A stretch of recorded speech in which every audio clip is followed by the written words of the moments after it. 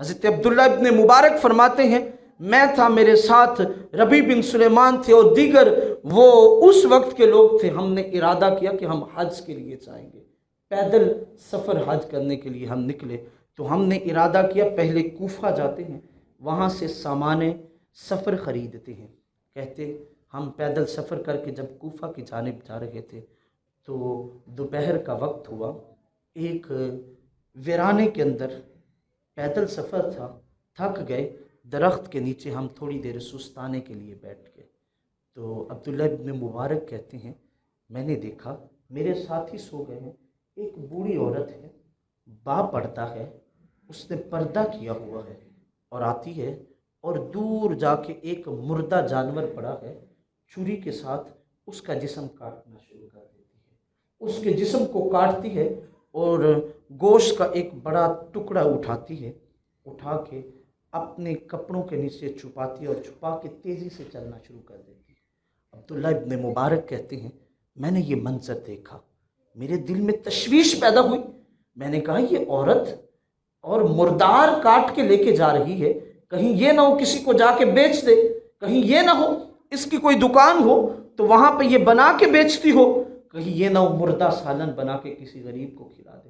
آپ ان کے پیچھے چلے، وہ بوڑھی عورت آگے آگے. عبداللہ ابن مبارک کہتے ہیں میں پیچھے پیچھے چلتا گیا، یہاں تک کہ میں نے دیکھا ایک بہت بڑا دروازہ تھا. اس دروازے کو جا کے اس نے دستک دی، اندر سے ایک بچی آئی، اس نے دروازہ کھولا، وہ اندر چلی گئی. اب وہ جب جلدی سے اندر گئی تو دروازہ بھی نہ بند کیا. کہتے میں آ کے دروازے کی اوٹ میں کھڑا ہو گیا. میں نے کہا دیکھوں تو صحیح اور سنوں تو صحیح آخر ہے منظر کیا. کہا جب وہ اندر گئی تو 4 بچیاں تھیں جو آگے بھاگ کے اس ماں کے قریب آئیں اور آ کے کہنے لگی اے ماں کچھ کھانے کے لیے لے کے آئی ہو؟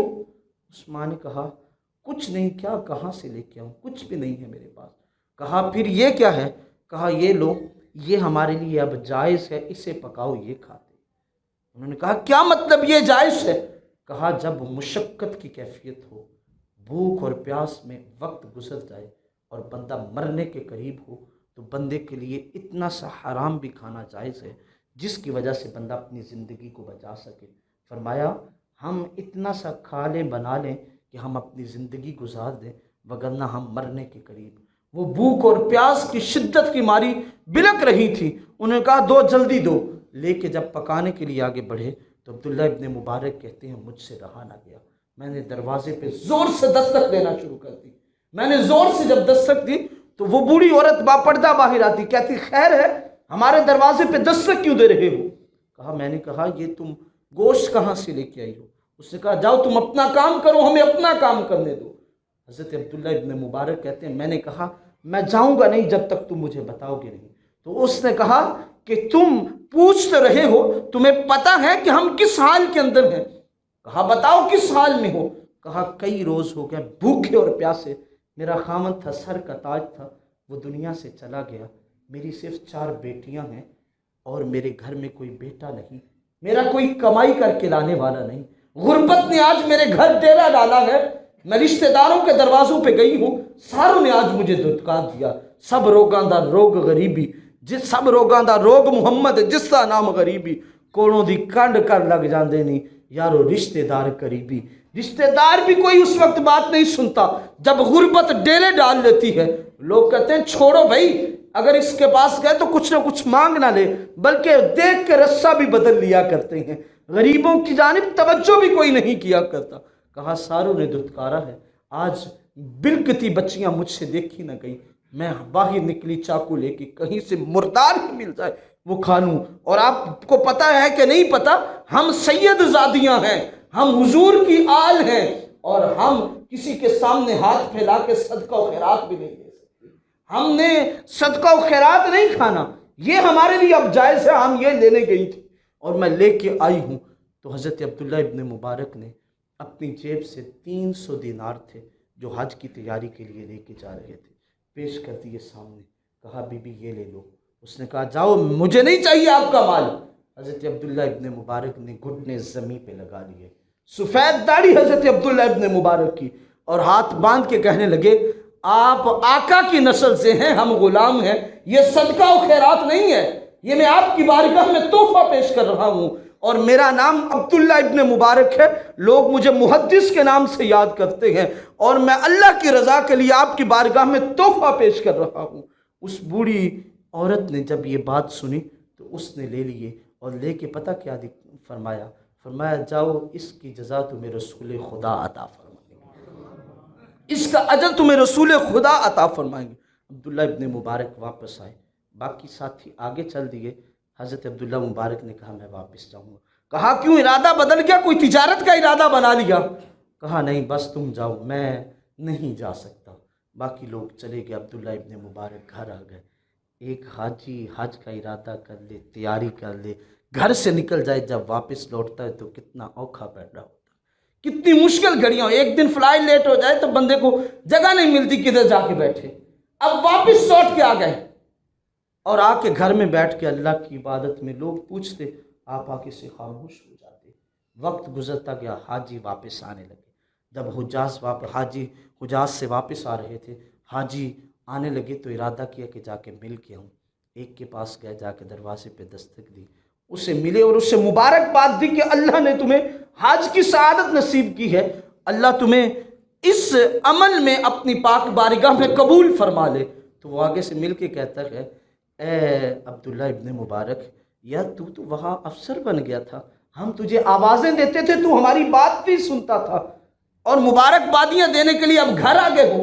عبداللہ ابن مبارک کہنے لگے، یار میں تو گیا ہی نہیں، میں یہیں رہ گیا تھا، میرے پاس وہ زیادہ رہ نہ بن سکا۔ اس نے کہا جاؤ عبداللہ، کون سی باتیں کرتے ہو، تمہیں یاد نہیں میدان عرفات کے اندر ہم تجھے آوازیں دیتے رہے ہو، تو نے بات تک نہ سنی۔ حضرت عبداللہ ابن مبارک گردن جھکا کے واپس لوٹ آئے۔ پھر 2-3 روز کے بعد کسی اور کے دروازے پہ گئے، جا کے دستک دی، مبارک دی، تو اس نے پھر کہا، عبداللہ ابن مبارک ہمیں مبارکبادیاں دیتے ہو، یاد ہے تمہیں جب ہم منا، عرفات، مزدلفہ کی وادیوں میں تھے تو اس وقت تیرے پاس ایک خوبصورت سواری تھی، خوبصورت تو نے لباس پہنا ہوا تھا، تو نے ہم غریبوں کو پہچانا نہیں، اگر مال آ جائے تو غریبوں کو پہچانتے نہیں ہیں لوگ، تمہیں آوازیں دیتے نہیں۔ عبداللہ ابن مبارک تو نے بات تک نہ سنی ہم غریبوں کی۔ حضرت عبداللہ ابن مبارک کہنے لگے، بھائی میں تو جا ہی نہیں سکا۔ کہا عبداللہ ایسے نہ کرو۔ حضرت عبداللہ گردن جھکائی، واپس لوٹ آئے۔ تیسرے دن پھر کسی کے پاس گئے، جس شخص کے پاس گئے تو اس نے کہا کہ مبارک ہمیں دینے آتے ہو، تمہیں بھی تو مبارک ہو، اور یہ لو ایک تھیلی جو تو نے مجھے دی تھی۔ حضرت عبداللہ ابن مبارک کہتے ہیں میں نے کب دی تھی؟